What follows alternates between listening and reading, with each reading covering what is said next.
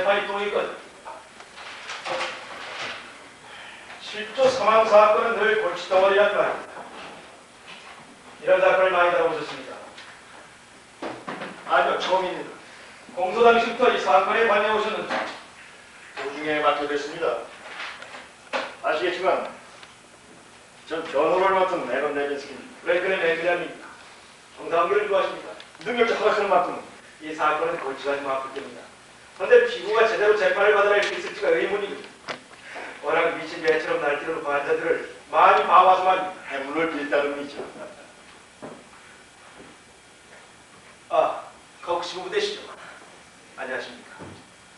검찰청의 프랭클린 맥밀란입니다. 안녕하십니까. 일전에 전화로 인사를 드렸죠. 네. 이번엔 변호를 맡은 레빈스키 씨입니다. 우리 딸은 어디 있죠? 정리가 병실로 내려갔으니까 곧 올게요. 잘 있겠죠? 글쎄요. 전 아직 따님을 보지 못했거든요. 아마 변호사께서는 잘 아실 겁니다. 따님은 잘 있습니다. 정말이세요? 여보, 자비까지 않소. 아이, 전 그저 그래서 이로 금방 온다니까. 판사님이 들어오십니다.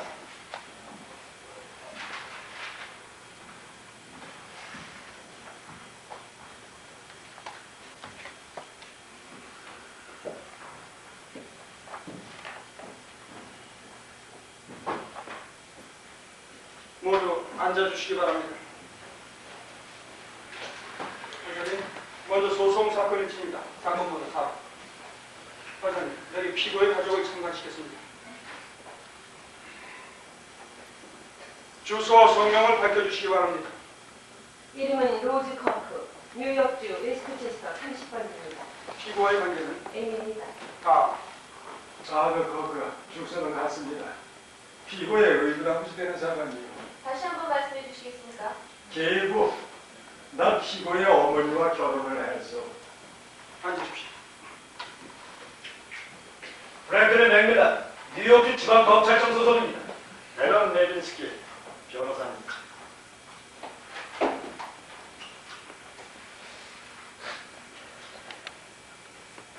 전투 준비된 거 알려주셨나요, 변호사 마을이?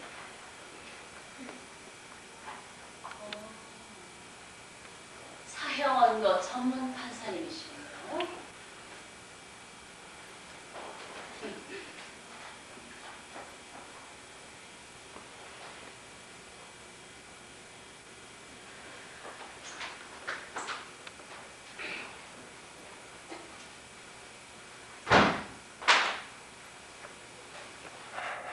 판사님, 피고입니다. 사건 번호 4. 그러면 지금부터 뉴욕 지방검찰청에서 실시했던 피고 클라우디아 드레이퍼의 정신상태 진단 결과에 대해 피고 측이 이의를 신청함으로써 마련된 특별 심리를 시작하겠습니다. 이 특별 심리에 따라 피고는 정신병동에 수용될 수도 있고 그 반대로 1급 살인죄에 대한 재판을 받을 수도 있습니다. 어쨌든 이 자리는 피고의 정신상태가 정상인가 아닌가를 가리는 자리인 것입니다. 피고는 준비되셨습니까? 준비됐습니다. 준비되었습니다. 이곳은 특별법적인 관계로 재판 절차상의 형식을 완화하고 진행상의 편의를 도모하고자 합니다. 그러나 여러분께서는 이곳이 재판정이며 법정 모독죄가 적용된다는 사실을 주지해 주시기 바랍니다.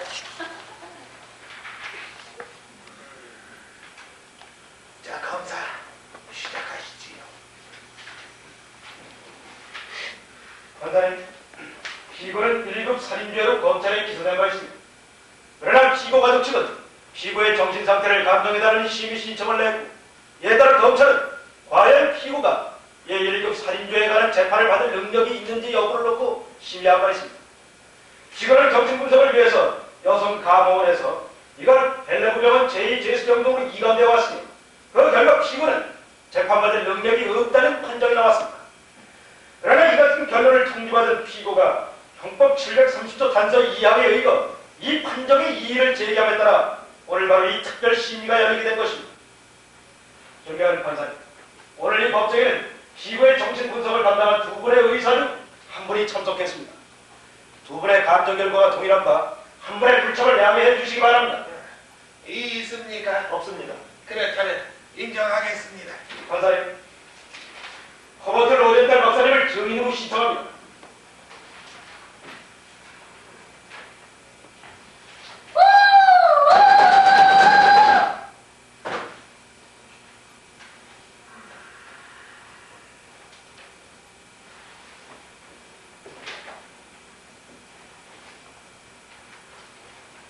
증인은 본 법정에서 오직 진실만을 증언할 것이며 어떠한 유증에도 법적 처벌을 감수할 것이며 어떠한 유증도 하지 않을 것을 서약합니다. 예, 서약합니다. 앉으십시오. 로젠탈 박사님, 근무처는 어디십니까? 벨레브 병원입니다. 이곳에서의 직책은? 제2병도, 그러니까 퇴수병도의 책임자입니다. 이곳에 근무하신 지는 얼마나 되십니까? 15년 된 15년의 근무기간 동안 제수들의 정신상태 감정을 해본 경험이 있으십니까? 꽤 대략 몇 번이나 됩니까? 200회 이상일 겁니다. 그렇다면 박사님, 피고 클라우디아 드레이퍼 부인도 검진을 하셨겠군요. 네, 그 검진 내용을 설명해 주시겠습니까? 환자는 검진을 받으러 오면서 노트와 연필을 가지고 왔습니다. 의사생활 15년 동안의 필기도구를 지참하고 진찰받으러 오는 환자는 처음이었죠. 환자는 앉자마자 노트를 펼쳐놓고 그 옆에 연필을 가지런히 놓은 다음 두 손을 가지런히 모았습니다. 그때까지 인사 한마디 없었죠. 제가 먼저 인사를 하고 나서 그 노트는 왜 필요한가 물었죠. 그랬더니 환자가 내 진찰 기록부를 손가락으로 가리키며 미소를 짓더니 그 미소를 박사님께서는 어떻게 느끼셨습니까? 인사는 되었던가요? 아니요. 일종의 조소였습니다. 거의 모욕에 가까운 조소였죠. 판사님, 검사께서는 검진 내용에 대해서 질문을 하셨는데 지금까지 들은 것이라고 노트와 연필 한 자를 얘기뿐입니다. 그것이 검진 내용은 아니지 않습니까? 당시의 정황을 상세하게 알 필요가 있습니다. 당시의 정황이 중요한가요? 그렇습니다, 판사님. 좋습니다, 판사님. 박사님, 피고가 입을 연 것은 언제였습니까? 제가 왜 이곳에 오게 됐느냐고 물었을 때입니다. 정신분석 면담에서는 통상적인 첫 질문이죠. 뭐라고 대답을 하던가요? 당신에게 일감을 주려고 왔습니다 하더군요. 그래서 내 직업이 무엇이라고 생각하십니까 했더니 당신 직업은 사람을 감금시키는 일이죠 라고 하더군요. 그래서 왜 그렇게 생각하느냐고 했더니 대뜸 날 보고 위선자라며 일이나 계속하라고 쏴붙였습니다. 되게 직업은 사람을 감금시키는 거죠. 그러니 날 데리고 놀 생각 마시고 일이나 하라 그거예요. 돈이나 버시라고요. 날 정신병원에 감금시키라니까요. 저희보다는 제 노트 필기가 우수해요. 아는데 의사 선생님. 레빈스키 씨, 이곳이 엄숙한 법정임을 피고에게 상기시켜 주시겠습니까? 네, 판사.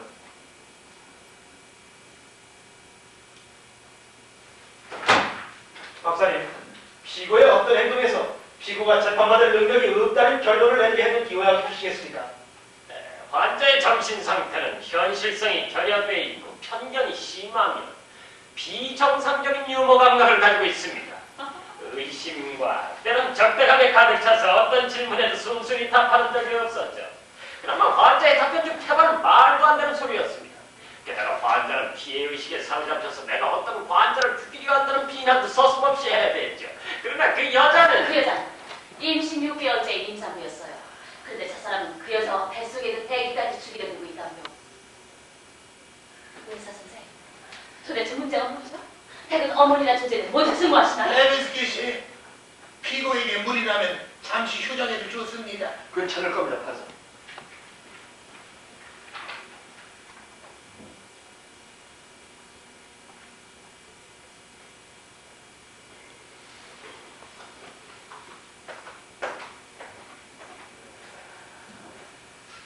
계속하시오, 박사.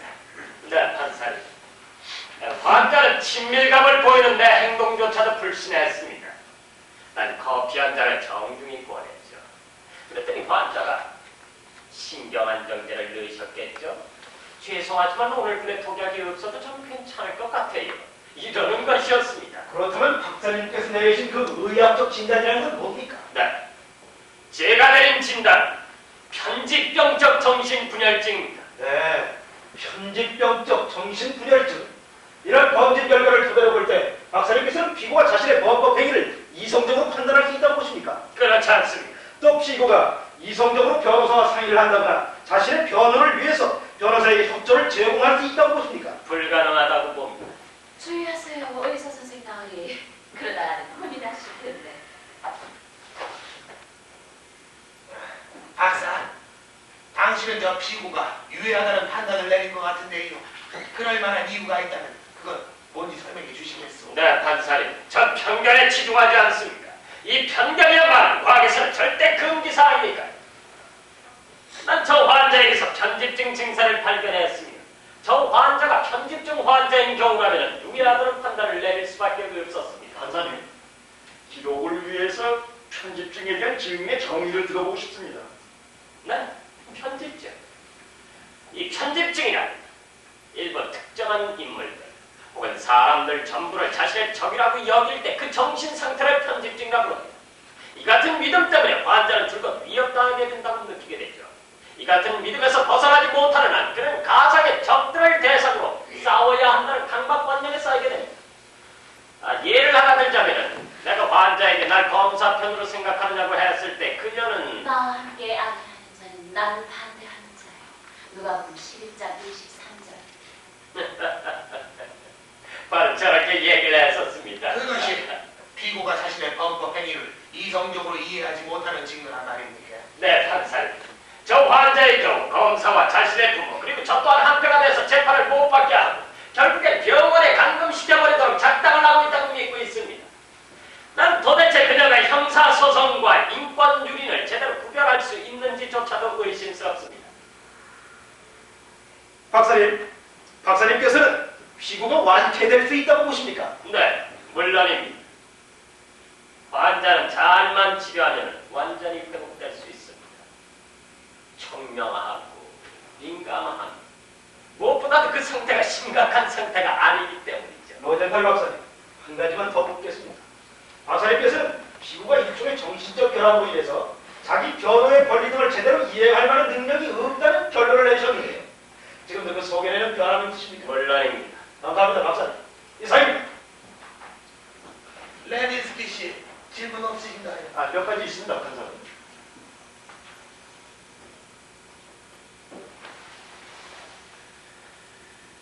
박사님, 괜찮으시다면 몇 가지 묻고 싶은데요. 이거 보니까 석연치 않은 점이 있어서 말입니다. 박사님께서는 전문의시죠? 그렇죠? 네, 그렇습니다. 역시 그렇군요. 저는 늘 심리학자와 정신분석이를 혼동하거든요. 그런데 정신과는 의학의 한 분야임이 분명하죠. 네, 의학의 한 분야입니다. 그렇다면 박사님께서는 의학의 한 분야인 정신과 실무를 담당하고 계시군요. 맞습니다. 이 병원에서는 내과와 외과의 진찰과 치료를 제공하는 기관이죠. 맞습니까? 맞습니다. 진찰과 치료. 즉, 이 의료 업무는 근본적으로 병든 사람을 완쾌시키기 위한 것이죠. 맞습니까? 네, 뭐 호전되게 하거나 완쾌시키는 곳이죠. 판사님, 변호인이 병원과 의사의 업무에 대해서 모른다고는 생각지 않는데요. 저는 아직까지 병원 시설을 접은 적이 없어서요. 자, 판사님, 조금만 더 질문할 시간을 주시겠습니까? 박사님, 그렇다면 이 병원에서는 의사들이 어떤 조건하에서 치료나 진찰을 하고 있습니까? 임금이라는 조건 안했었죠. 이 환자가 병적인 증상을 보일 경우 검진을 하고 그 결과에 따라서 응급조치나 적절한 치료를 하게 됩니다. 네, 그렇군요. 그런데 박사님, 제가 목이 아파서 병원에 가서 진찰을 해본 결과 중량을 발견했다고 합시다. 그렇다면 의사들은 어떻게 하나요? 목의 일부를 떼내서 실험실로 보내서 악성 여부를 가려야겠죠. 박사님께서는 저를 모르시는 말씀이에요. 전 분명 절대로 안 돼요. 이건 내 목이니까 손도 대지 마세요. 할 거거든요. 그렇다면 어떻게 하시겠습니까? 그렇다면 당신에게 그 방법이 가장 적절한 방법임을 설득시켜야겠죠. 제 동의서가 필요하시겠죠, 물론. 물론 그렇습니다. 그러나 저는 그 동의서에 사인도 하지 않고 그런 거 가지고 가서 벽지로나 쓰시오 한다면 어떻게 하시겠습니까? 그럼 퇴원시키는 수밖에. 치료도 하지 않은 척 말입니다. 별수 없는 노릇 아닙니까? 그렇다면 이 병원의 의료 시술에 있어서는 환자의 동의가 필수 불가결한 요소임이 분명하군요. 네, 대부분의 경우는 그렇습니다. 그렇다면 예외가 있단 말이에요. 물론 예외는 있죠.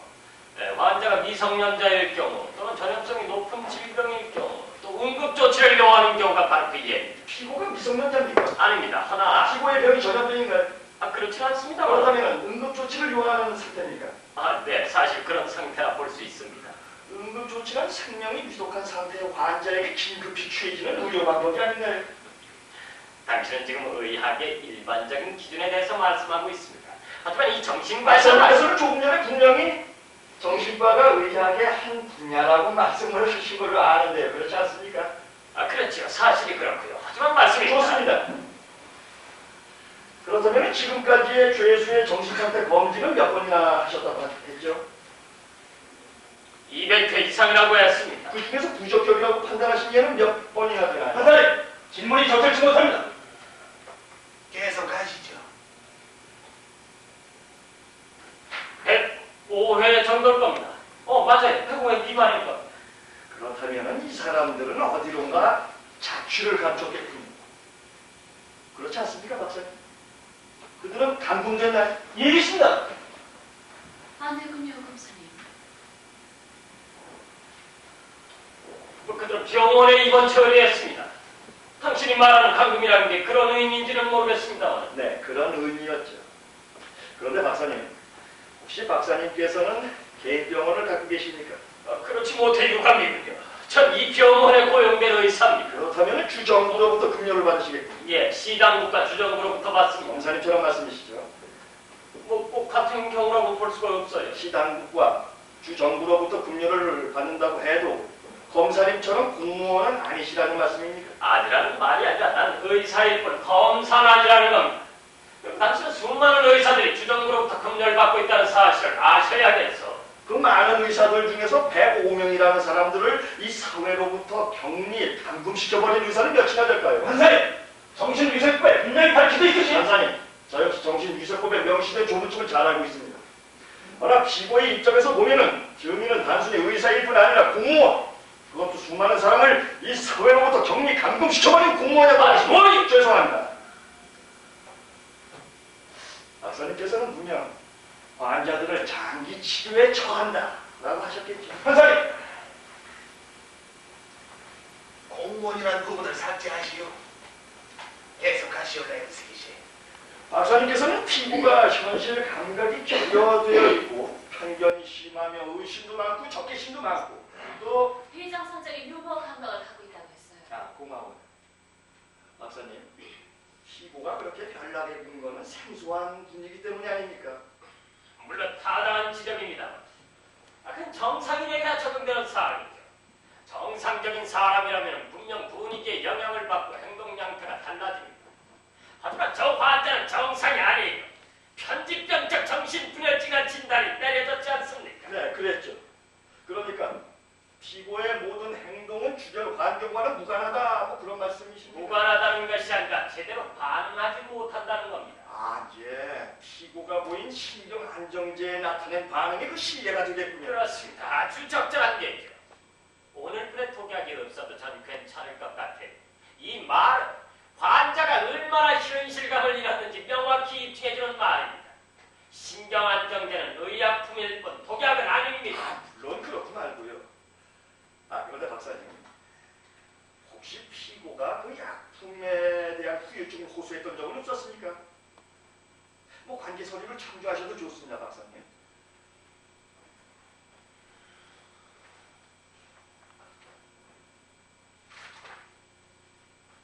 네. 여기 하나 있습니다. 뭐죠? 후두염의 증세를 호소했군요. 입안이 마르고 코피가 나며 이열이 약간 있는 정도였습니다. 그렇다면 당연히 그 약품의 후유증을 검사하셨겠군요.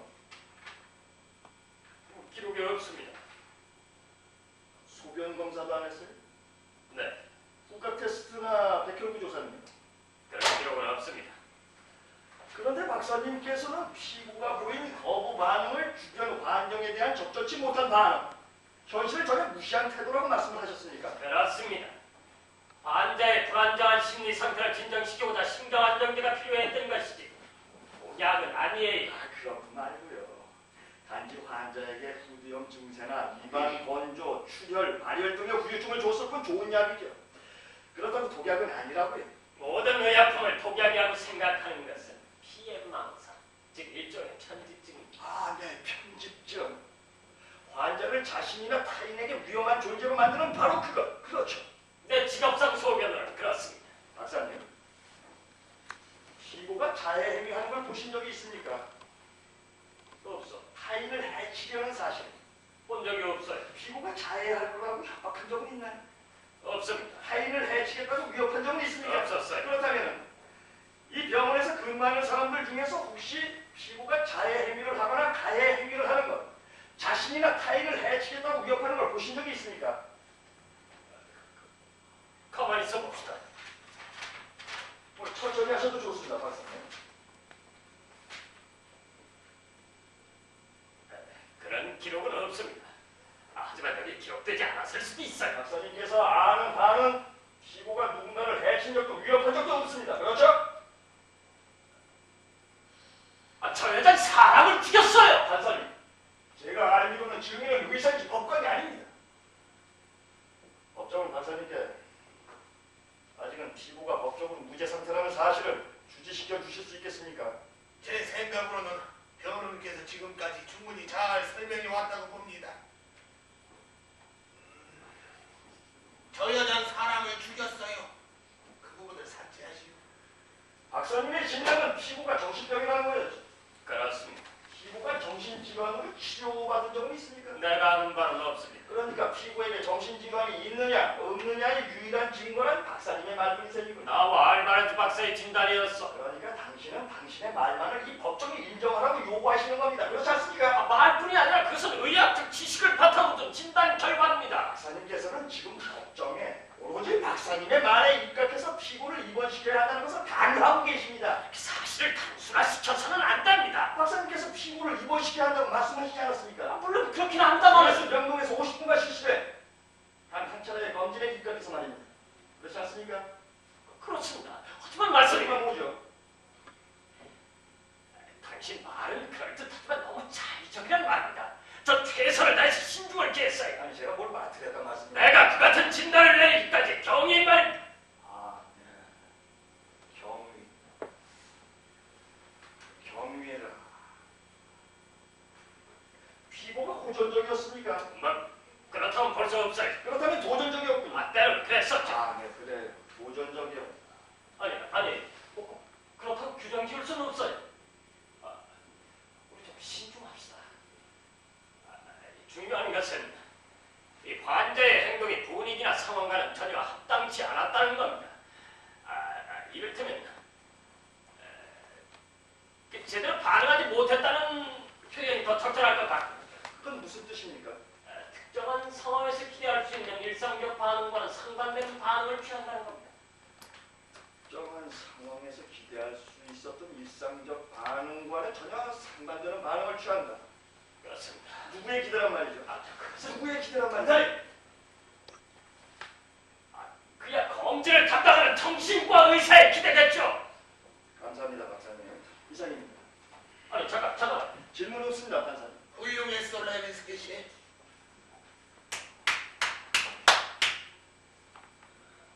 하지만 여기는 정신법정이 아니니까 얘기해 보시죠, 박사. 감사합니다.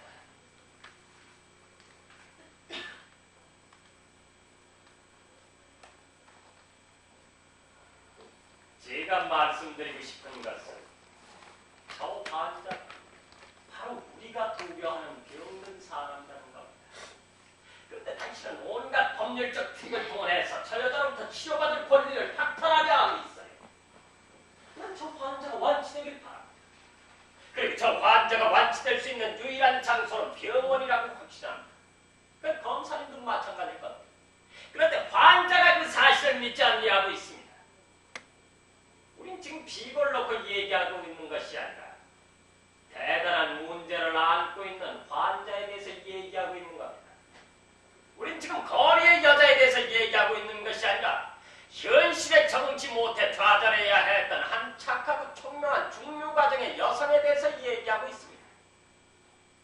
이 축복받은 여성은 매춘부가 돼야 했고 결국 손님 중 한 사람을 죽였습니다. 전 지금 정신적 붕괴에 대해서 얘기하고 있습니다. 우리 지금 처음이야.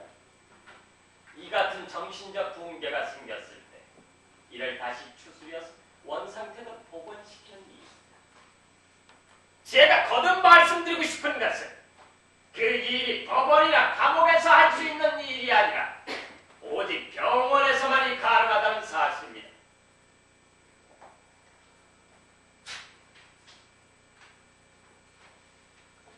오재선 박사님, 피고와 육체 관계를 맺은 적이 있습니까? 아니, 뭐라고요? 피고와 육체 관계를 맺은 적이 있는가 말입니다. 결단코 그런 일은 있을 수 없어. 피고가 박사님을 상대로 매춘 행위를 했던가요? 그런 적 없었어요. 혹시 교태를 부리진 않던가요? 없었어. 옷을 벗어 던지진 않던가요? 없었어요. 돈을 요구한 적은요? 없었어요. 피고가 매춘 행위로 고소당했던가요? 잘 모르겠습니다. 판사님, 아, 맥밀란 씨께서는 아시겠군요. 맥밀란 씨. 맥밀란 씨.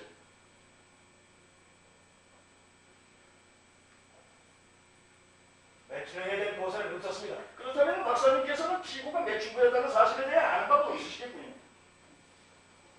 네, 그렇습니다. 검사께서 박사님께 얘기해준 사실 외에는 피고의 살인 행위에 대해서도 전혀 아는 바가 없으시겠죠. 그렇죠? 아니죠. 그렇죠. 네, 그렇습니다. 네, 그렇습니다. 이상입니다. 판사님, 허락하신다면 잠시 후 다시 한 번 더 박사님의 증언을 듣고 싶습니다. 내려가셔도 좋습니다, 박사님.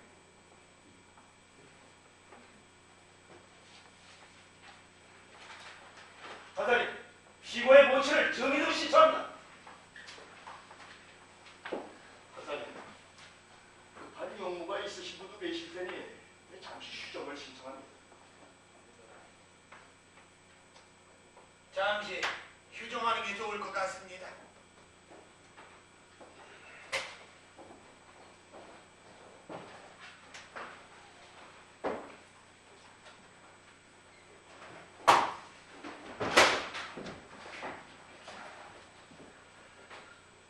내가 잘 들어요. 이 입을 다물고 있지 않으면 저치들은 당신을 당장 병실로 끌고 갈 거예요. 이건 저 사람들이 만든 수치에 따라 행해지는 저 사람들의 게임이라고 말입니다.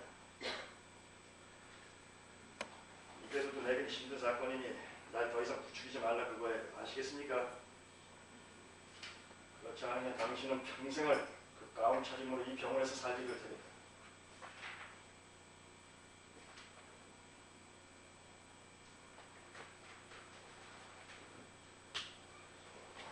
말 듣고 있나요? 말 듣고 있냐고 묻잖아요. 담배를 한 대 피웠으면 좋겠는데.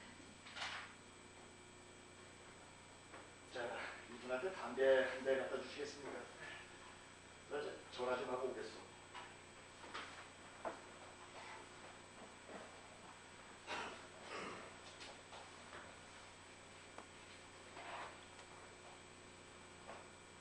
성냥하고 있나요?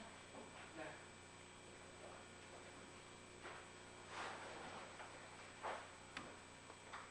잘 있었니? 어떻게 지냈어?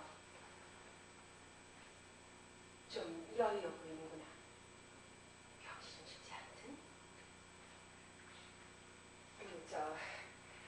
음식을 좀 넣어주려고 했는데 병원에서 안 된다는 거야. 그래서 오늘 널 만나면 주려고 네가 좋아하는 피칸 파이를 좀 사왔다. 그런데 웬일이냐? 그 병원에서 먹을 것도 주진 않더니 그 유령처럼 베이는구나.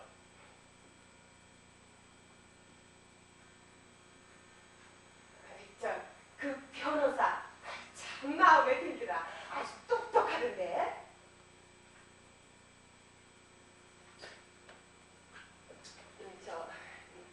말하고 싶지 않으면 나중에 얘기하자. 응? 나중에 얘기하자. 대변 여기 혼자 남은 그 생각은 듭니다만 뭔가 은밀히 나를 위해 얘기가 있으시다면 아니에요.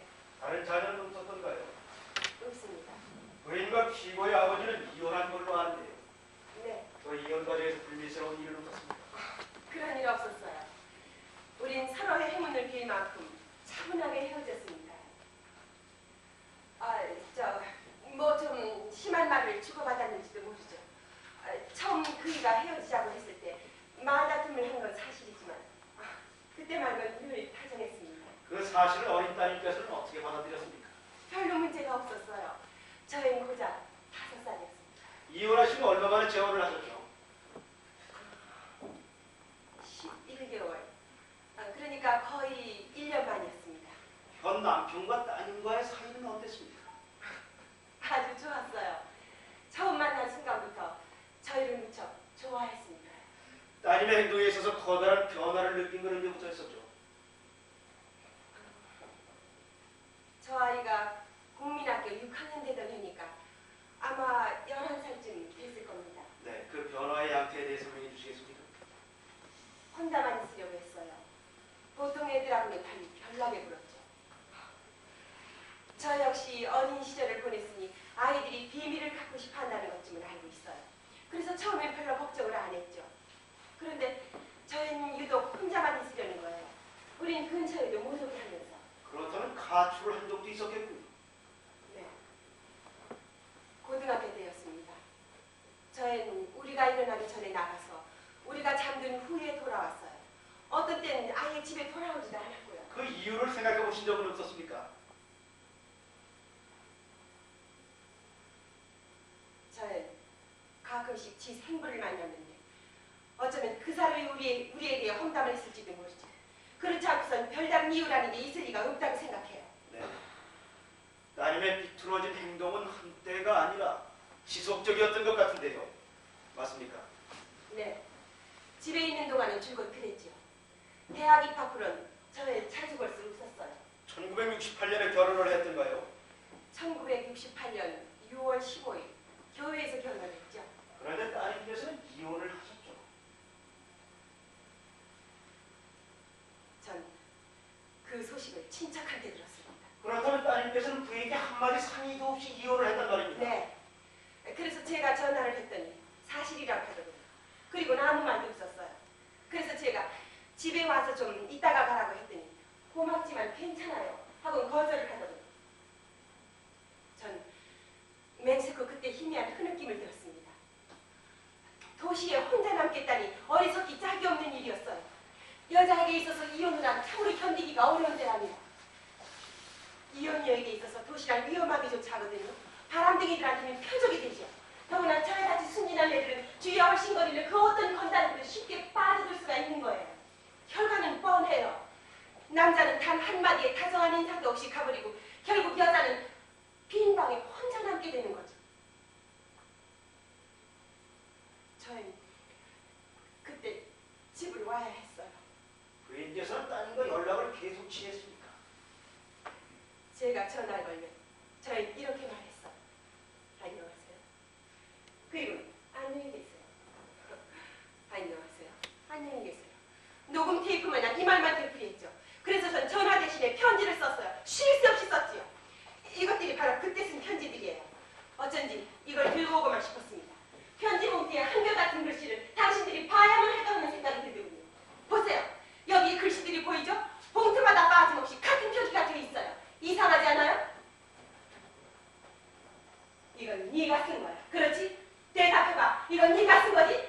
주서불명, 주서불명, 주서불명. 이 31통이나 되는 편지엔 하나같이 주서불명이라고 씌어있어. 이건 네가 쓴 거야. 그렇지? 부인, 잠시 휴식을 취하시겠습니까? 괜찮습니다. 괜찮아요. 부담이 되신다면 언제든지 말씀해 주십시오.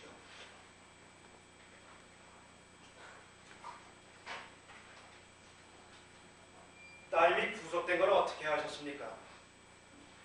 물론 저희가 전화를 한 건 아니었죠.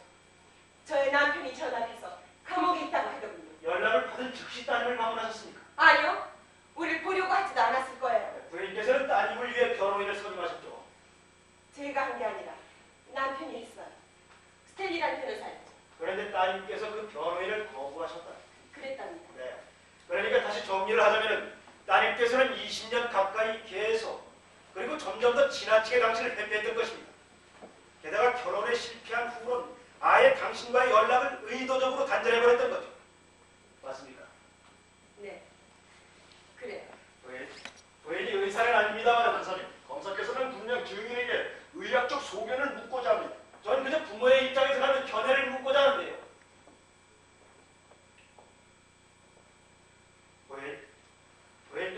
따님이 치료받기를 원하십니까? 이건 정말 용납할 수 없는 일이에요. 우리 집안은 이런 일이 한 번도 없었어요. 더구나 이런 사실을 감당하기엔 너무나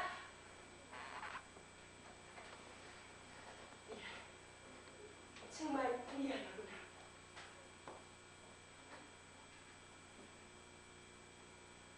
네, 치료받기를 원합니다. 만약 따님께서 재정적 곤란을 느낀다면 그 치료비를 부인께서 부담할 의사가 있으십니까? 네, 그렇게 하겠습니다. 부인, 하나만 더 묻겠습니다. 부인께서는 판사님, 저 역시 애미 스스로 딸이 그렇다는 사실을 인정한다는 게 엄청난 일임을 잘 알고 있어요. 하지만 전 진실을 감출 수는 없습니다. 이건 저의 잘못이 아니에요. 제정신으로는 그런 짓을 했을 리가 만무해요. 딸애는 인생을 통해 오직 한 사람만을 사랑했습니다. 전 저희가 얼마나 극진히 남편을 사랑했는지를 잘 알고 있어요. 저는 교회에서 결혼식을 올렸죠. 전 선수 저 아이에게 웨딩 드레스를 입히고 머리를 빗기고 손톱에 매니큐어를 발라줬습니다. 저희 눈부시게 아름다운 신부를 신랑에게 인도했죠. 저의 생부가 하겠다고 했지만 제가 허락지 않았어요. 그건 당연히 저희의 권리였으니까요. 저의 생부는 저희와 춤을 췄죠. 저희보다도 훨씬 더 저를 붙들고 있었어요.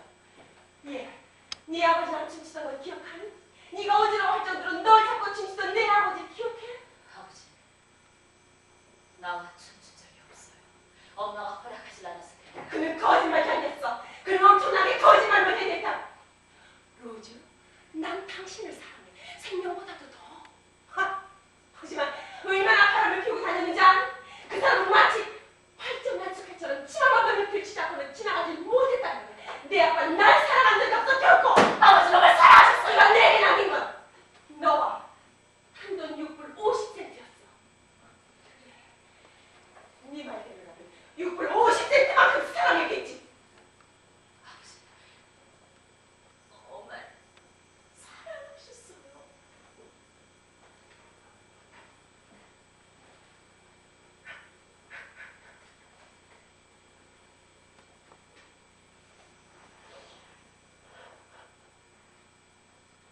부인, 따님을 사랑하십니까?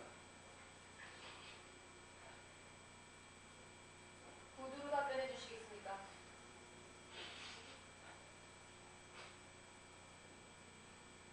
전 제 딸을 사랑합니다.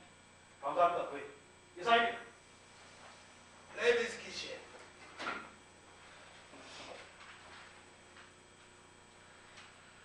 곽 부인, 잠시 쉬시겠습니까?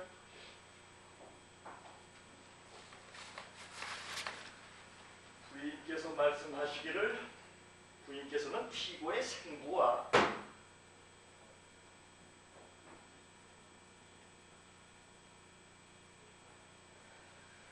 이 질문 삭제할 수 있겠습니까, 판사님?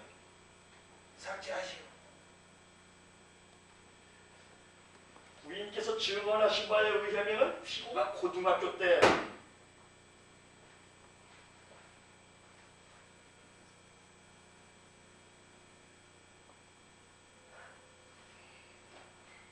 질문 없습니다. 내려가시면 좋습니다. 부인.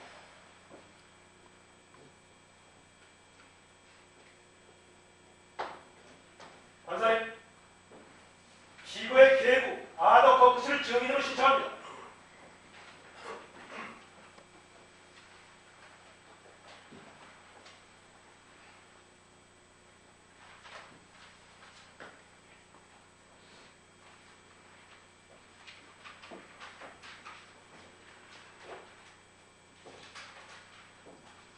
증인은 본 법정에서 오직 진실만을 증언할 것을 써야 합니다.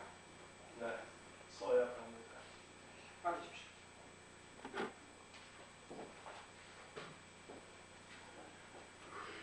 선생, 부인과 결혼하신 지는 얼마나 되십니까? 내달 11일이면 24년이 됩니다. 피고를 알게 된 것도 그 정도 되겠고. 저를 알게 된 건 거의 25년이요. 저의 모친에게 후원했을 당시부터 알았으니까요. 부인처럼 선생 역시 따님의 행동에 대해 알고 계십니까? 늘 같이 있었고 모든 걸 다 봐왔으니까요. 부인께서는 따님이 웨이브 딸이요. 기록은 정확해야 할 테니까요. 죄송합니다. 의붓 따님이 당신을 대피했다고 했는데요. 우리 둘 다를 그랬어. 왜 그랬다고 생각하십니까? 내 말씀드리죠. 난 그게 어디까지나 저 애의 생분 때문이라고 생각을 해요. 그자가 무공훈장을 받은 군인이었다는 걸 나도 알고 있습니다. 불타는 탱크에서 뭐 8명이나 구해냈대나. 대단한 영웅이지요. 하지만 그렇다고 해서 아내와 자식 새끼 버리고 다른 여자와 놀아날 특권은 없었다고 합니다. 따님과의 사이는 어땠습니까? 도대체 뭘 묻고 싶은 겁니까? 내가 저 애에게 고함이라도 쳤답니까? 뭐 하긴 때때로 그런 적이 없었던 건 아니죠. 가끔 벌도 준 적이 있었고 야단도 친 적이 있었어요. 하지만 난 최소한 저 애의 친아버지보다 노력을 했다 그겁니다. 동물원에도 데려가고 인형도 사주고 동화책도 읽어주고 우리끼리의 비밀도 나눴죠. 선생님, 따님이 이혼하셨을 때 놀라셨습니까? 그 결혼이 그렇게 오래 갔다는 사실에 놀랐어요. 그렇다면 그 결혼이 처음부터 회의적이었다는 말씀이랍니다. 그 사람에게 성공적인 결혼이었죠. 저 애는 그 녀석의 양말을 빨아야 했지만 그 녀석에게 돈이 생겼으니까요. 당장은 아니지만 그 녀석은 저 애가 내 유산 상속자라는 사실을 알고 있었어요. 녀석은 처음 우리 집에 와서 인사를 꾸벅하더니만 열심히 집안을 훑어보더군요. 왜 은행 통장 좀 보자고 왔는지가 의심스러울 정도였어. 내게 있어서 저 애는 160cm의 인간이었지만 그 녀석에겐 160cm 두께의 돌뭉치였어요. 녀석은 이바지 면도사 따위 때문에 제 버린 게 아니에요. 자기 고객과 바람이 났는데 한 1000만 불쯤 갖고 있답니다. 자가용 자동차로 시작해서 자가용 헬리콥터로 좌석 이동을 한 거예요. 선생님께서 현재 변호인 레빈스키 씨를 선임하셨습니까? 아니요. 오늘 처음 보는 사람이옵시다. 괜찮게 보이는구만. 그렇다면 따님의 변론에 대해서 전혀 아실 바가 없겠군요. 알 수 없었죠. 선생님, 따님이 치료받기를 원하십니까? 물론이라 같아요. 따님을 사랑하십니까? 물론이요. 감사합니다. 이상입니다. 레닌스키 씨,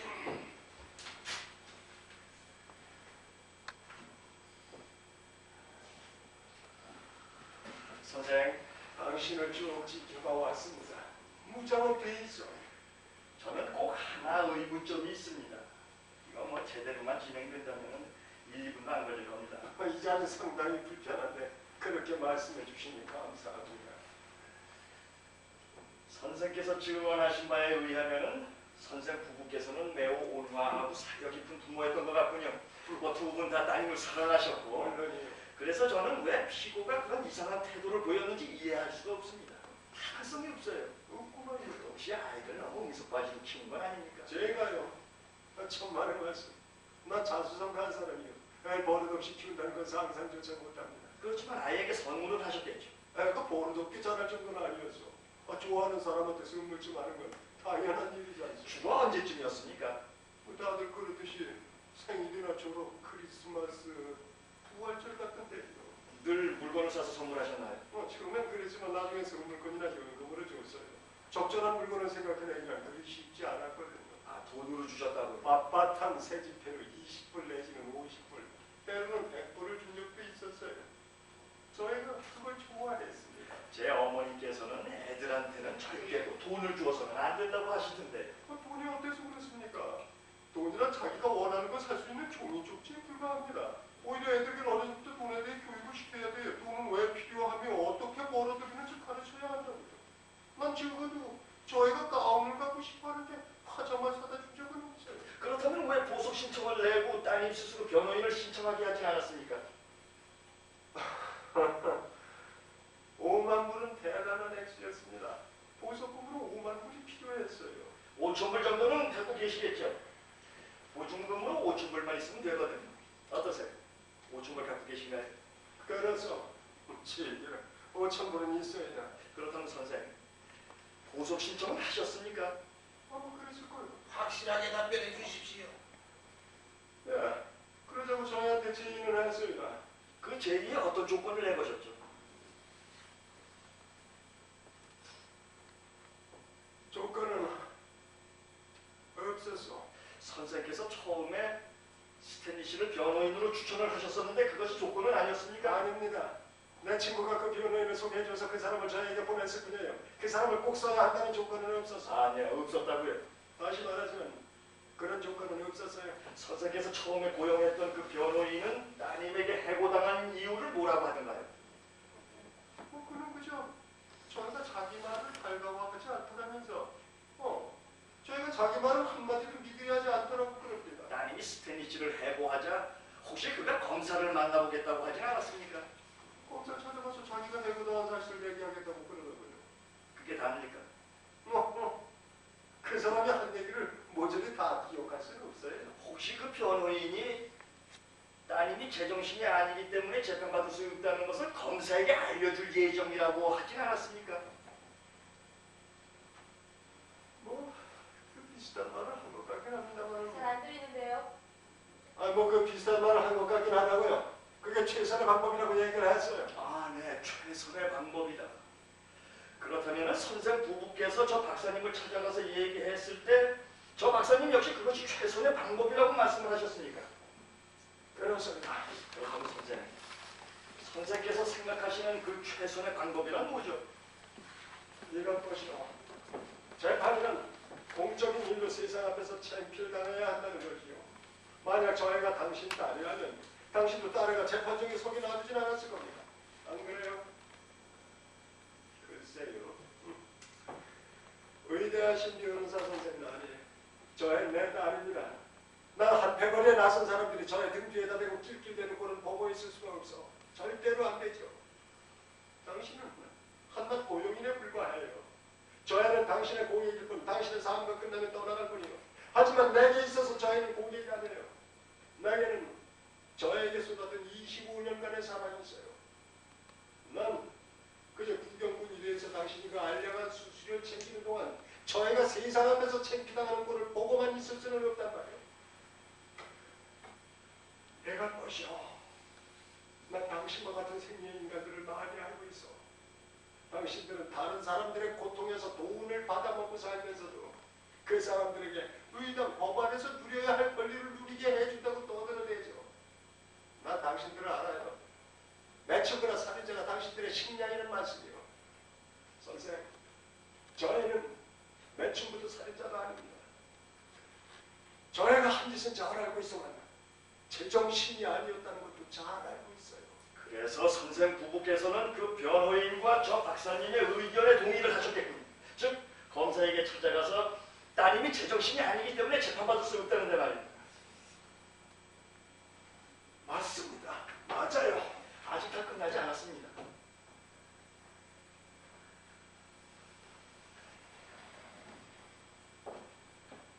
그 지긋지긋한 신문을 계속하시지. 한 두 가지만 더 묻겠습니다. 처음에도 분명 그렇게 말씀하신 것 같은데요. 죄송합니다. 저는 이 수수료 X만큼은 일을 해야 하니까요. 자, 돈을 버시오. 그 수수료 내가 지불하겠소. 감사합니다. 선생의 설명으로는 아직 의혹이 풀리지 않는데 말씀입니다. 그 사랑으로 충만된 가정으로부터 도피를 해야 했던 따님의 행동을 이해할 수가 없거든요. 동물원에 데려가고 인형도 사주고 동화책도 읽어주고 때마다 선물도 사주고 온갖 정성을 다 쏟았는데 말입니다. 혹시 이 때문은 아니었을까요? 지나친 사랑. 지나친 사랑은 아니었어. 맞습니다. 선생께서는 절대로 버릇없이 키우진 않으셨다고 하셨죠. 오히려 그 반대에 서서 난 내가 잘하던 방식대로 저희를 키웠어요. 그건 무슨 말씀인가요? 이것 보시오. 난 사업가입니다. 내게 있어서 가정을 꾸린다는 것은 일종의 사업이어서 누군가에게 일을 시키려면 당연히 대가를 지불해야 하죠. 난 그런 식으로 저의 일찍이 훈련을 시켰어요. 내 구두를 닦아주면 50센트, 마감을 쓰는 것도 50센트, 양말을 개는 것도 50센트, 5항에 먹이를 주면 1불. 그건 좀 비싼 편이었어. 그래서 선생께서는 따님에게 보수 체계를 실시하셨고 그래서 난 기업 경영에 뛰어난 사람이에요. 내가 경험한 바로는 사람을 자기 뜻대로 움직이게 하는 데는 두 가지 방법이 있어요. 하나는 벌을 주는 것이고 또 하나는 대가를 지불하는 것이요. 사람도 개와 다를 바가 없어서 먹여주면 훨씬 일을 더 잘하지. 그 외에 또 어떤 일로 따님에게 대가를 지불하셨습니까?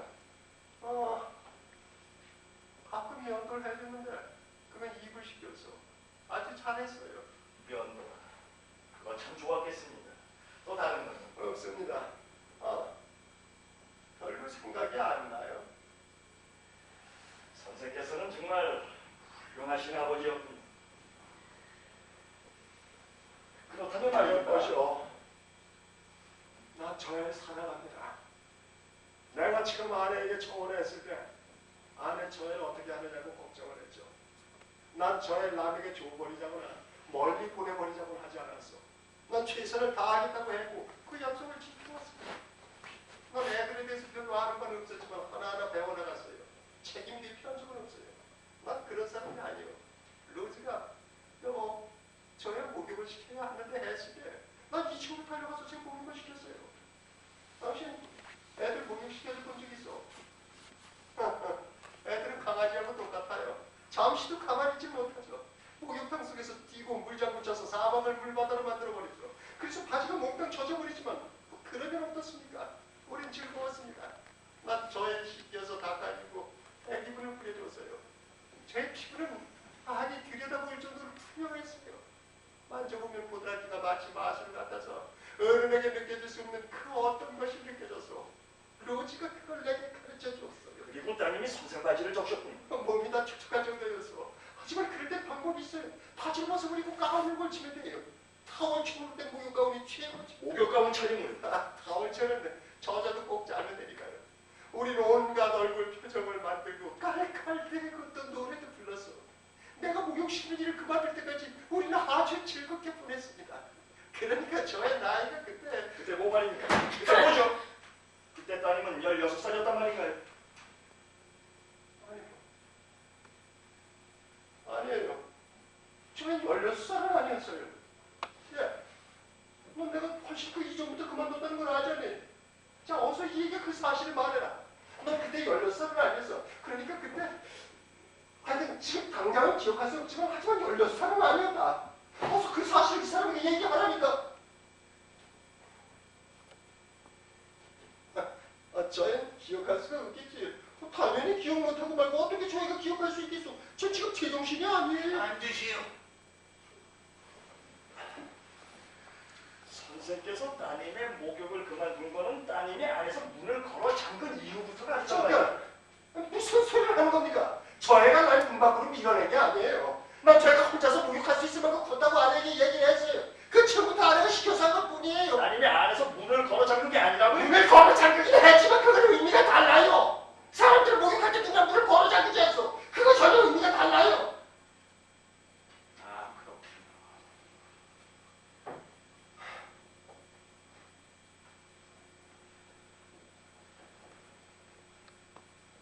그리고 선생께서는 문을 열어주면 100불을 주겠다고 한 적도 없었겠죠.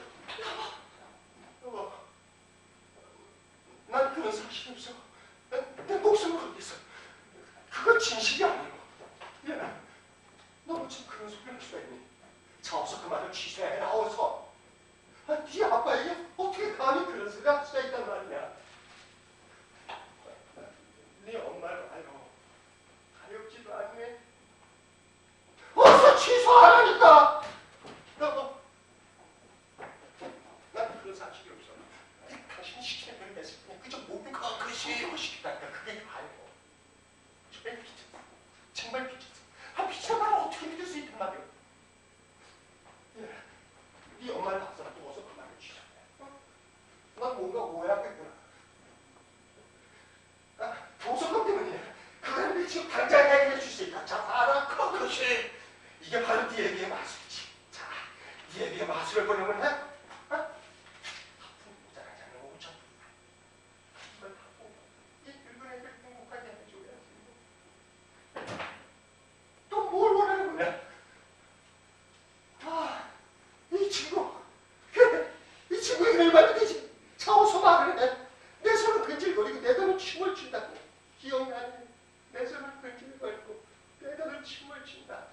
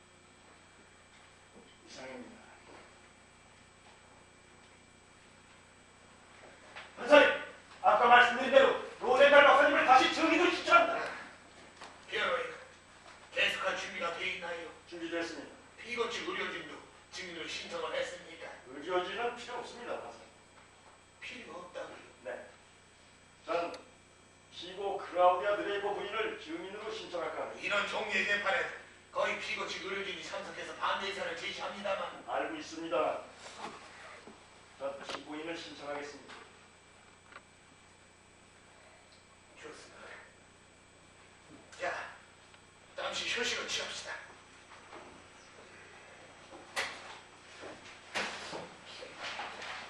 이거요. 조금 있으면 백두 몸속 게임의 규칙을 처음 할 텐데 뭘 그래? 그분의 잘못은 아니에요. 그럼 누구의 잘못인가요?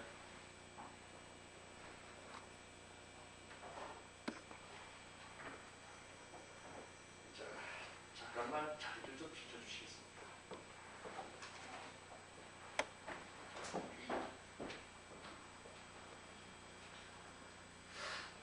잘못을 따지려는 것도 과거사를 들춰내자는 것도 아니에요. 요점은 내가 댁이 원하는 대로 결말을 짓는다는 사실입니다. 이런 방법들이 댁이 부르짖는 게임의 규칙이라는 건가요? 제가 한 얘기 기억 안 나요? 우리 집 의료진을 증인으로 내세우지 않는 한 온갖 시궁창을 다 쑤셔놔야 할 거라고 내가 이미 경고를 했잖아요. 내가 일을 좀 쉽게 하자는 내 의견에 동의하지 않았단 말입니다. 당신이 직접 저 증언석에 앉아서 의사 따위 필요 없다는 사실을 입증하고 싶었던 거죠. 좋아. 하지만 대기 내 방법을 거절한다면 난 어떤 지독한 방법으로라도 이 일을 성사시킬 수밖에 없다는 겁니다. 그만두세요. 댁은 이미 그분을 이겼어요. 피를 흘리고 있는 사람에게 끝까지 잔인할 필요는 없다고요.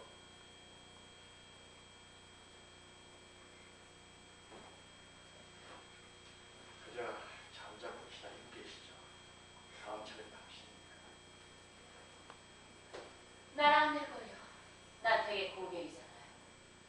댁은 고객을 사랑할 줄도 모르고. 그러면 당신은 어땠어요?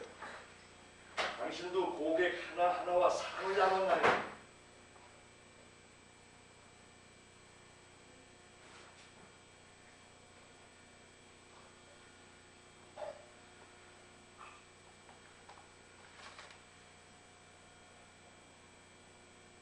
실례지만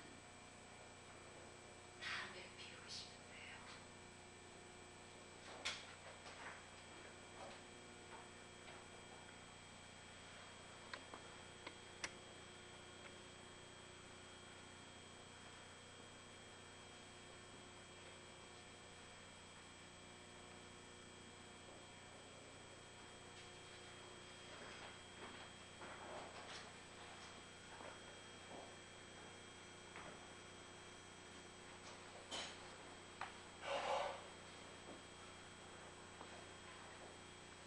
저희한테 100불을 가지고 흥정하셨다고요.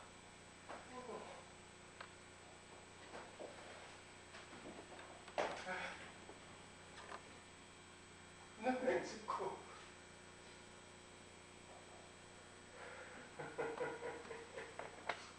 내 멕시코 그 일은 내가 얘기했던 대로. 당신 내 딸을 단돈 100불을 사야 했단 말이죠.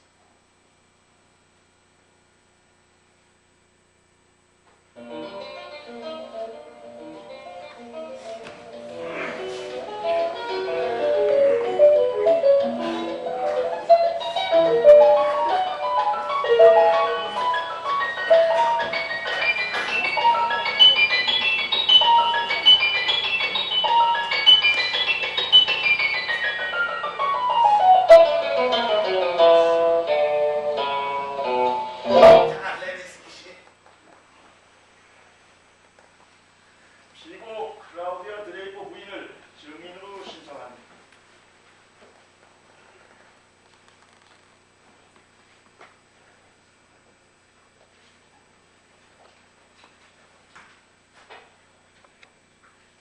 아, 그 자리에서 증언하셔도 좋습니다. 증언석에서 하겠어요. 괜찮습니다. 그 자리에서 하셔도 무방합니다, 부인. 증언석에서 하고 싶은데요. 그러지 않아도 당신의 증언은 정당하고 유효한 겁니다. 이 자리에 파자마 바람으로 나와 있는 것만으로 더 이상 모욕하지 마세요. 난 증인으로 나왔으니까 증언석이 안 된다고요. 판사님을 해치진 않을 테니까 걱정하지 마세요. 나 이래봬도 꽤 유순하게 믿은 편이거든요. 좋아요. 좋습니다.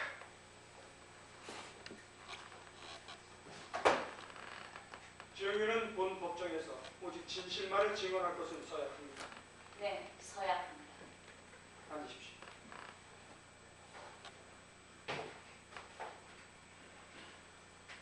부인께서는 정신 상태를 감정받기 위해 이 병원으로 이송되기 전 검찰의 범죄 행위로 구속, 기소된 적이 있습니까?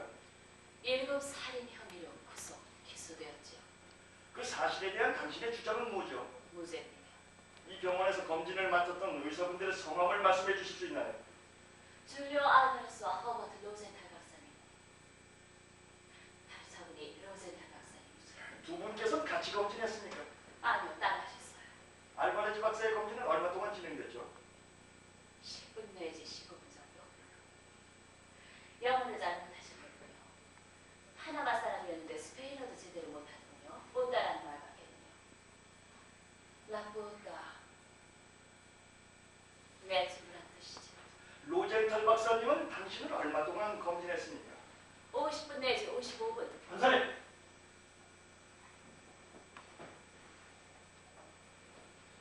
피고는 자신이 관계된 소송에 대해 알고 계십니까? 1급 살인죄는 형법 125조 단서 20항에 의거하면 제2급 중죄입니다. 피고는 제게 자신을 대신해서 상호서를 제출해 줄 것을 요청했나요? 네, 그 내용은 뭐죠? 정당 방위에 의한 무죄를 주장하는 것이었습니다. 오늘 이 재판의 주요 안건은 무엇인지 알고 계십니까? 형사소송법 제730조에 의거한 특별심리죠. 제730조의 내용을 조금만 설명해 주시겠습니까? 오늘 패소하면 1년 동안 병원에 갇혀 있어야 한다는 거죠. 판사님, 맥밀런 씨, 계속하도록 합시다. 당신한테는 반드시 문할 기회가 있으니까요. 감사합니다.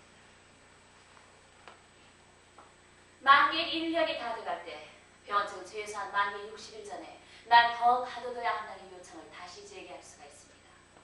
만약 제가 또 패소한다면 병원 측은 2년 더 날 감금시킬 수가 있죠. 그렇게 해서 병원 측은 2년 단위로 계속 내 발목에 쇠고랑을 채울 수 있다는 겁니다. 결국은 나로 하여금 영원히 재판을 받지 못하도록 하는 거죠. 판사님, 저기 내 테이블에 형사소송법전이 있습니다. 287페이지에서 298페이지까지 찾아보시지 그래요. 판사님, 정의는 지금 법전에 이 일을 제기하신단 말씀입니까? 그건 아닙니다만. 안해요. 때가 있으나 피고의 답변은 어민이 명문화된 법령에 입각해 있는 것 같소. 자, 변호사, 계속하십시오.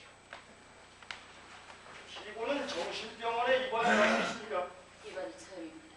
의사로부터 정신과 진료를 받아보라고 권유받은 적은 없습니까? 없습니다. 정신병이란 이유로 직장을 구하지 못했거나 직장에서 해고당한 적은 없습니까? 없습니다. 수면제를 복용한 사실이 있습니까? 없습니다. 당신은 이 병원에서 당신께 내린 검진 결과를 인정하시나요? 인정할 수 없습니다. 거부하십니까? 거부합니다. 당신은 육체적 그리고 정신적으로 재판받을 준비가 돼 있다고 생각을 하십니까? 네, 확신합니다. 이상입니다. 검사, 피곤하시면 잠시 휴정을. 전혀 피곤하지 않은데요. 저는 일단 당신 피곤해지면 즉시 알려드릴게요. 피곤하신가 봐요. 고일 결혼 생활을 얼마 동안이나 하셨습니까? 10년. 결혼 생활에 행복했습니까? 모든 건 제 차례 있는 거죠. 댁한테도 한때라는 게 있었을 텐데요. 자녀는 없었던가요? 네, 아이 없었어요. 취임을 했습니까? 네, 누구의 생각이었죠? 둘이 합의본 거예요. 부부가 의견 일치를 보셨다는 말입니다. 남편은 내가 임신하면 이혼하겠다고 했어요. 그래서 난 피임에 동의할 수밖에 없었죠. 그 사람은 수술 작업을 좋아하지 않거든요. 남편을 사랑하셨습니까? 네, 난 그 일을 사랑해요. 아니, 사랑했었죠.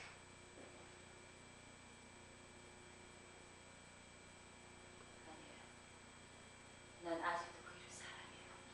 혹시 당신은 남편이 당신을 사랑하는 것보다 당신이 남편을 훨씬 더 사랑했기 때문에 그 결혼에 문제가 있다고 생각지 않습니까? 아니요. 그는 나보다 나은 물질을 받았을 다른 뿐이에요. 여자가 생겼기 때문이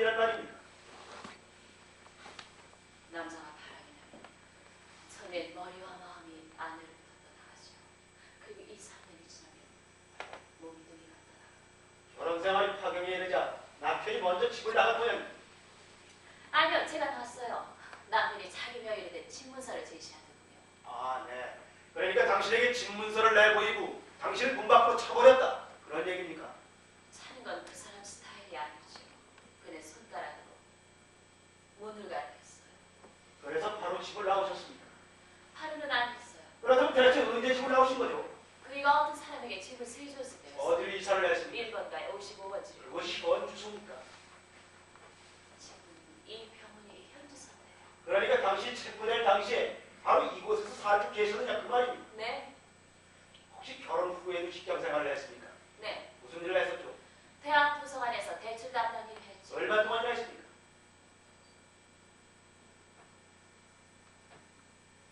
4년쯤? 그 후로는 다시 대학에 편입해서 역사학을 공부했죠. 사실은 법과대학에 가고 싶었지만 남편이 말했어요. 1번도 55번지 아파트로 이사하셨을 때 수입은 있었습니까?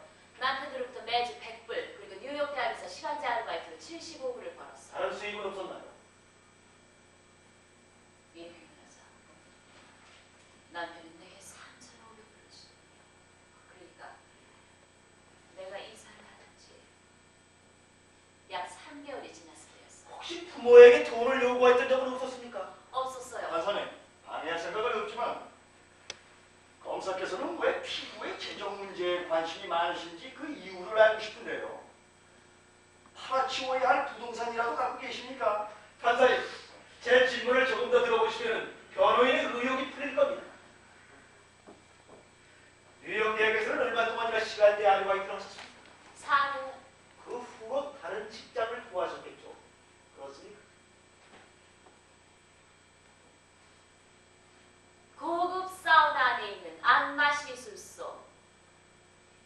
안마시술소. 내가 그렇게 말하지 않았나요? 그곳에서 무슨 일을 했습니까? 마사지를 해줬어요. 면허가 있습니까? 피부 마찰이란 특별한 마사지였죠.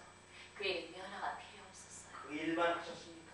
아니요. 웃기를 해야 했죠. 아, 네. 안마시술소에서 당신이 한 일이란 피부 마찰과 미소 짓는 일뿐이었단 말입니까? 휴식 시간엔 사목가게 사서 읽었어요. 그곳에서 당신이 한 일이란 피부 마찰 서비스밖에 없었다 그 말이죠? 보호수를 갖고 한 일은 그거밖에 없었습니다. 그럼 혹시 판사님, 증인은 같은 질문에 3차례나 답변을 했습니다. 그렇소. 그걸로 답변은 충분합니다, 검사. 그 안마시술소에서 얼마 동안이나 근무했습니까? 5주. 그렇다면 직장을 옮기셨겠군요. 아니. 아, 네. 그러니까 당신은 안마시술소에서 번 돈과 남편이 준 돈 중 남은 돈으로 생활을 했겠군요. 남편이 준 3,500불은 가구 사는데 다 써버렸어요. 그렇다면 어떻게 사셨습니까?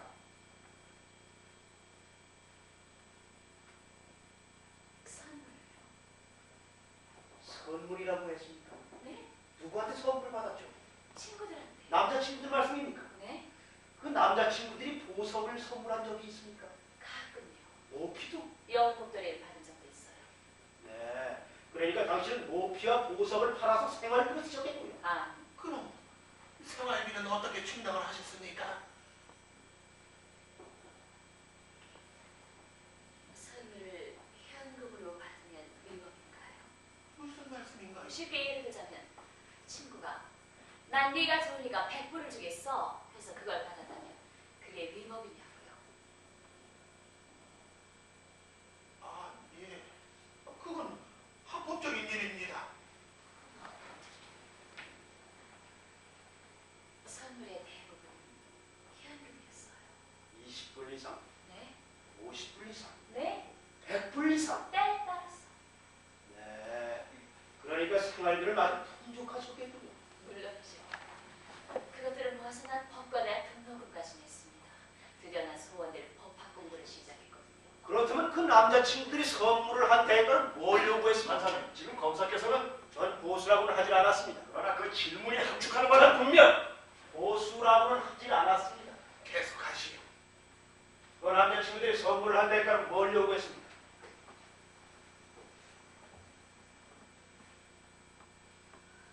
우정이었어요. 어떤 종류의 우정이었죠? 온갖 종류의 우정이었죠. 대화를 나눴겠고, 그럼요. 친절했겠죠. 물론이죠. 선의도 베푸셨겠죠. 판사님, 어떤 선의를 베푸셨습니까? 이게 있습니다. 그 선물에 대한 대가로 어떤 선의를 베푸셨습니까? 질문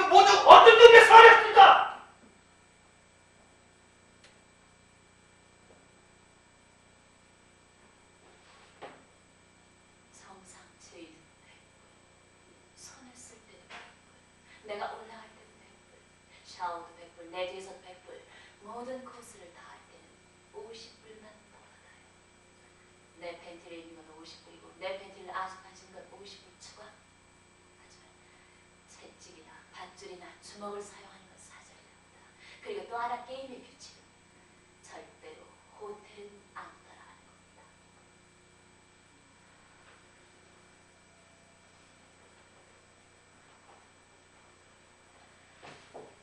이거 보세요, 검사 선생. 난 괜찮은 여자예요. 되게 한 번쯤 수고를 해볼 만하다고요. 선장가나 길거리에 서 있는 그런 장녀들과는 종류가 다르다니까요. 당신은 최상의 행복을 원하지 않으세요. 당신의 몸이 천국으로 나아떨어지는 황홀한 시간을 말해요. 내 살각과 당신 살같이 하나가 되고 내 입술과 당신 입술이 내 영혼과 당신 영혼이 하나가 되는 순간이죠. 선생 나으리, 당신은 사랑을 원하지 않으세요. 죽을 지경으로 살아가야 되죠. 당신의 꿈을 제가 이뤄주겠어요. 바로 여기서 그 누구도 아닌 오직 당신만을 위해서. 정말 아시겠어요, 선생 나으리? 모두 내 말 아시겠어요? 모두 내 말 아시겠냐고요?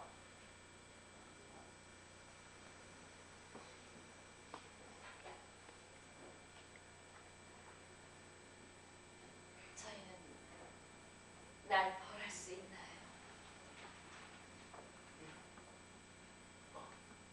아니에요. 절대 벌할 수 없습니다.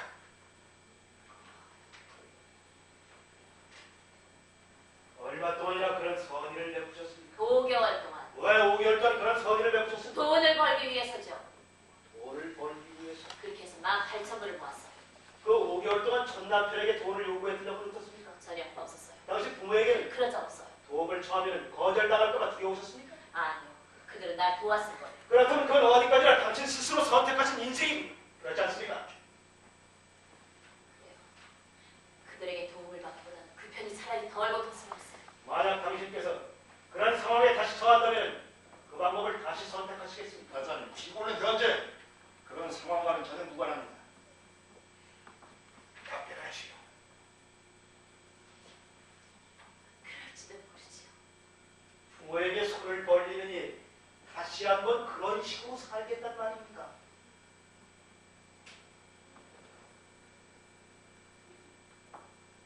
잘 모르겠어요. 어쩌면 글쎄요. 어떤 인생이 더 비싼 대가를 치러야 하는 걸까요? 둘 다 대가를 치르고 또 치러야 하니까요. 잘 모르겠어요. 그렇게 살 수도 있겠죠. 당신은 전 변호인을 신뢰했습니까? 아니, 그럼 저 박사님, 전혀 신뢰하지 않아요. 그럼 현 변호인, 현재는 신뢰하죠. 당신은 저도 믿지를 않으시죠? 무엇 때문에 대가는 사람입니다. 내가 미쳤어요. 죄송해요. 대개 질문을 했으니까 내가 대답을 할 수는 없잖아요. 위증을 하면 안 되니까요. 제가 당신한테 해를 끼쳤던 적이 있었습니다. 지금 내게 얼간이 테스트라도 하겠다는 거예요. 대개 내게 해를 끼친 적이 없단 말인가요?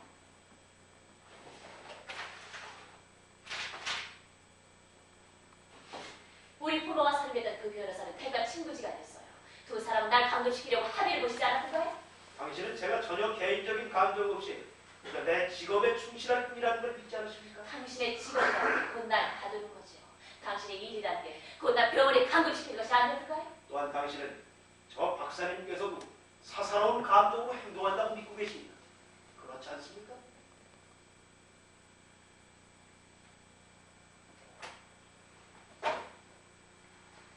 난 박사님께 호소를 했죠. 병원 음식에서 냄새가 나고 병실에 벌레 퇴성이나 날 산채로 씹어먹고 있으며 박사님이 주는 진정제는 내게 통증을 준다고요. 그랬더니 박사님께서 하시는 말씀은 그렇게 이상한 느낌들이 어디서부터 시작됐는지 자, 우리 한번 대화를 해봅시다. 이렇게 너스레를 떨더군요. 자, 저 박사님 좀 보세요. 참 똑똑하게 생겼죠? 안 그래요? 박사님께서는 길거리에서 신음하는 거지나 휘파람을 불어대는 장녀를 마치 뿔 달린 짐승들이라고 생각하고 있어요. 더러운 것은 처음부터 더럽고 앞으로도 영원히 더러울 것이라고 믿고 계시죠. 또 박사님께서는 지금쯤 부인께서 집안을 아름답게 꾸미고 있을 것이며 아이들은 학교에서 우등생으로 출세가도의 밑거름을 닦고 있으리라 철저히 믿고 계신단 말입니다. 그런데 박사님의 생각이 틀린 거라면 어떨까요? 지금 부인께서는 젊은 남성과 연애를 또 호텔방에서 씨름을 하고 있고 아이들은 학교 중계에 거쳐앉아 소외되고 외로워서 자기 발톱을 돌로 짚고 있다면 어떡하죠? 박사 학위, 아내, 자식들, 집, 안경, 볼펜 이런 것들이 도대체 무의미한 것들이라면 어떡하시겠어요? 박사님이 가진 거라면 고작 나 같은 인간 하나를 병원에 감금시킬 수 있는 권력뿐이라면 도대체 어떻게 하시겠어요? 한살! 무례를 범하게 돼 죄송합니다. 지금 이 착한 과정이 환자에게 지나친 부담이 된다고 생각합니다. 안정이 필요한데 병실로 데려가야겠어요. 이제야 해보고 계시군요. 박사님, 전 지금 이 환자의 상태를 진정으로 걱정하고 있습니다. 지금 환자의 상태는 발작에 가깝습니다. 제 증언을 무조건 공격이라고 헐뜯는 것은 일종의 편집 증사라고 합니다. 제가 지금까지 설명하려고 했던 것은 바로 이런 병적인 행동입니다. 환자는 지금 광적으로 내 직업과 인생에 대해서 헐뜯고 있어요. 당신이 내게 했던 그대로죠. 편집증 환자들은 통상, 정신불혈증 환자들은 대부분 총명하고 말을 잘해요. 보셨죠? 느닷없이 웃었다는 걸 보셨죠? 이건 날 자극시키려는 고의적인 행동입니다. 난 저런 환자들을 수도 없이 봐왔어요. 난 저런 환자들을 어떻게 다뤄야 하는지 다 알고 있어요. 박사님, 박사께서는 증인을 위협하고 있습니다. 박사, 자리에 앉아주십시오. 황사님, 한줌이 환자를 위해서 그러니까요. 열일조의 책략입니다. 환자는 지금 모든 기술을 동원해서 절 자극시켰어. 이것은 그저 제 병동일 뿐만 아니라 제 관할 하에 있는 법정이나 사실을 명심해 주기 바라요. 착석하십시오.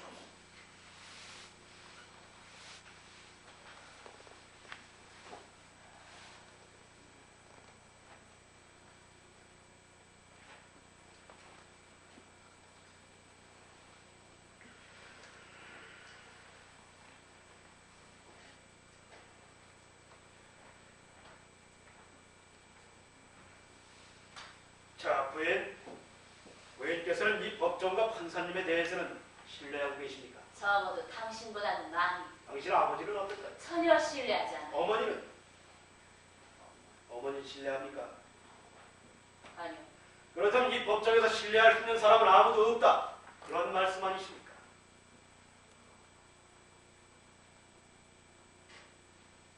정리.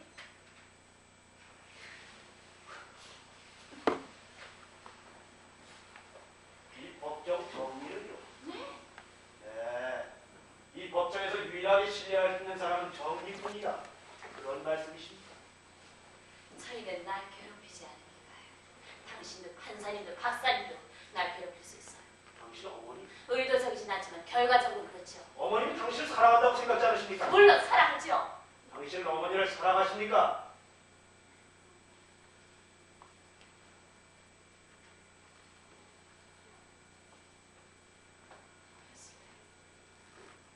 난 늘 엄마에게 말했어요. 엄마, 난 이 땅에서부터 잘 만큼 엄마를 사랑해요. 그러면 엄마는 대답했지. 아가, 난 이 땅에서부터 저 해만큼 널 사랑한단다. 기억하세요. 난 늘 생각했죠. 엄마는 날 사랑하고 난 엄마를 사랑하니까 아무런 문제가 없을 거라고. 그런데 뭐가 문제였을까요, 엄마?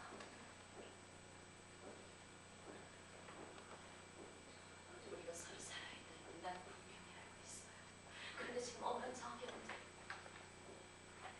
난 분명히 알고 있어.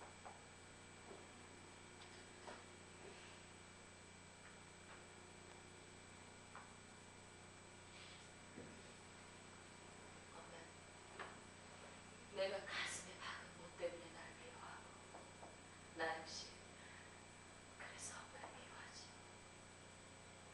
검사님, 당신이 거기 서서 내 부모에게 따님을 사랑하느냐고 물었더니 그들은 물론이라고 대답하더군요. 당신은 뭔가 진실한 것을 물었다고 생각했고 내 부모님 역시 뭔가 진실한 것을 대답했다고 생각했겠죠. 당신네들은 사랑이라는 말을 주고받을 때 뭔가 정답고 따스한 느낌을 갖게 된다고 믿고있겠죠. 하지만 천만에요. 때에 따라 그건 무료한 공던지기에 지나지 않아요.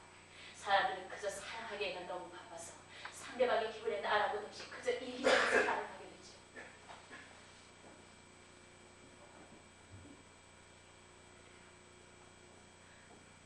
엄마가 날 사랑했다는 건 잘 알아요.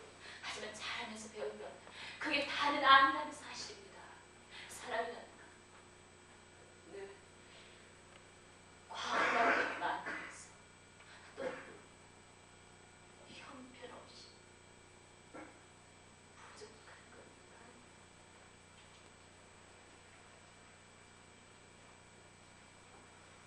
자, 부인, 제가 대개말을 제대로 이해한 건지 정리를 해볼까요? 당신은 이 법정에서 정리만을 뺀 모든 사람들이 당신을 해치려 한다거나 아니면 다분히 그럴 가능성이 있다고 생각하십니까? 맞습니까?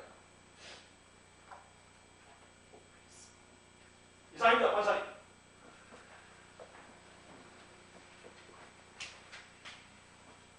내려가셔도 좋습니다.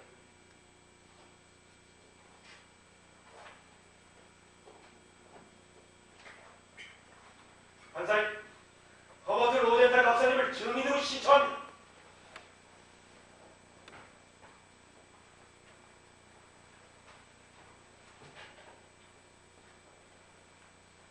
로덴탈 박사님, 지금까지 피고의 증언을 보시면서 박사님께서는 피고에 대한 소견을 바꾸지 않으셨습니까? 잠깐만요.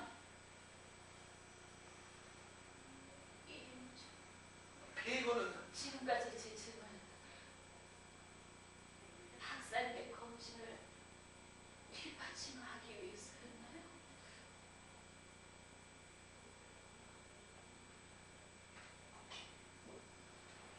왜 나만 검증을 받아야 하죠? 당신은 어땠어요? 재판할 능력이 있는지 정신과 의사에게 검증을 받았어요? 피고는 지금 말씀하신 규칙이라는 걸로 날 괴롭히지 말아요. 당신네들은 날 돕자고 하지만 내게 그 도움이 필요치 않다는 걸 아직도 모르시겠어요? 이거 보세요. 난 당신들 각자의 머릿속에 그려진 그림의 한 조각이 아니에요. 평범한 딸만도, 가정부인만도, 매튜브만도, 환자만도, 비거만도 아니에요. 그걸 모르시겠어요? 당신네들은 내 행동을 이해하지 못하겠지만 내게 나름대로 이유가 있죠. 내게 진실한 이유들이에요. 난 인간이고 싶었어요. 종이 인간이 아니라 맥박이 뛰고 피가 흐르는 진정한 인간이고 싶었단 말입니다.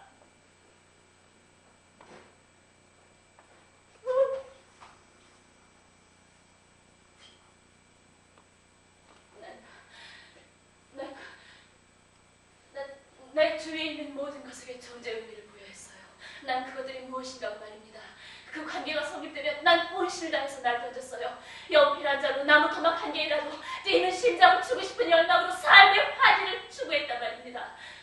매춘이라는 걸 미친 짓이냐 아니면 비겁행위라고 씨름하는 이 법정에서 날 찾기 위해 날 던졌다는 매춘이 공허하다는 걸 잘 알아요.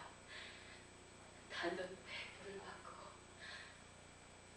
아무것도 아닌 이 헛사비를 던졌다고 해서 내가 미쳤다고요?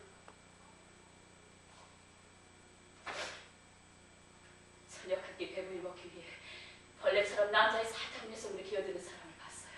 남편에게 매달리기 위해서 자식 하나쯤은 방관하는 엄마가 있는 세상인데 왜 나라에 주책을 받아야 하죠? 난 내가 살아온 순간순간 뭘 하고 있는지 알고 있었어요. 그러니 모든 건 내가 책임져야 할 일이죠.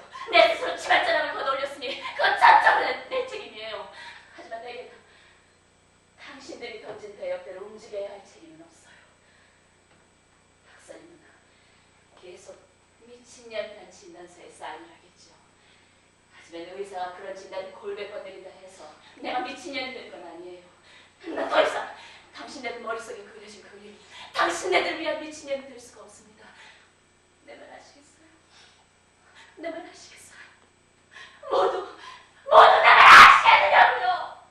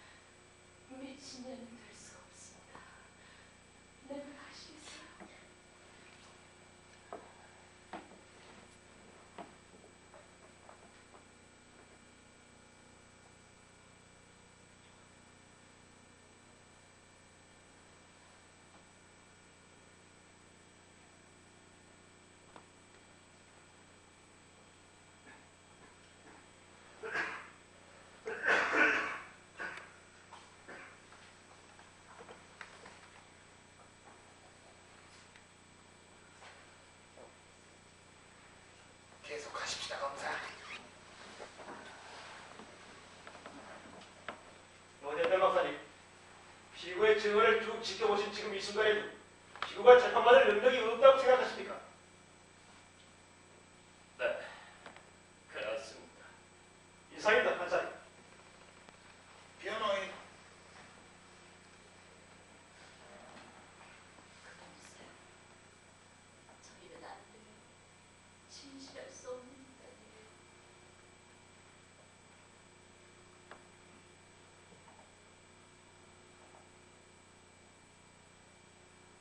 질문 없습니다, 판사. 내려가셔도 좋습니다, 박사.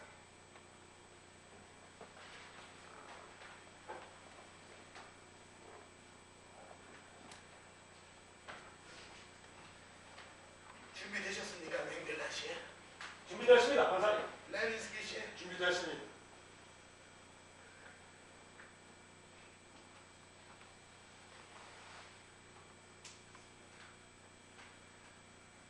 이 법정은 피고 측이 의료진을 동반하지 않았음을 아쉽게 생각합니다.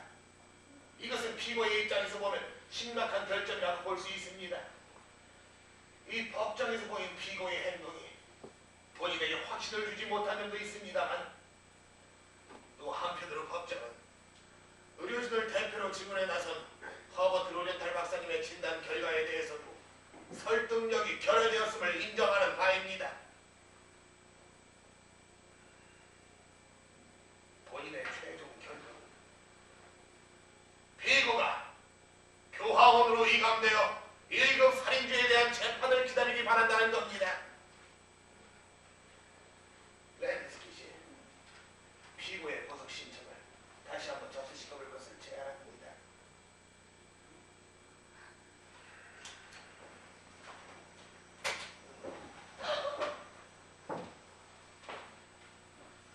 다음 재판까지 계실 분은 자기 자리에 잠시 앉아주시기 바랍니다. 다음 사건에 대한 재판까지 잠시 쉬겠습니다.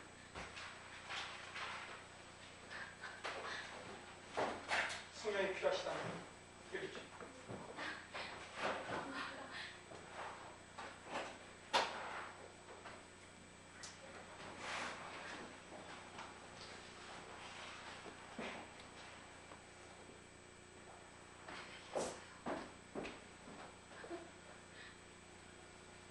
내가 이겼다. 변호사님, 우리가 이겼어요. 사무실에 전화해서 보석 신청을 준비시키고 재판 날짜를 잡으라고 일러두겠습니다. 비용이 상당하겠죠. 난 돌봐야 할 가정이 있는 사람이에요. 대기 저금한 18,000불에 대해서는 단념하시는 게 좋을 겁니다. 이제는 내가 대리 가상까지 돌보는 격이네요. 그게 바로 게임의 규칙이라는 겁니다.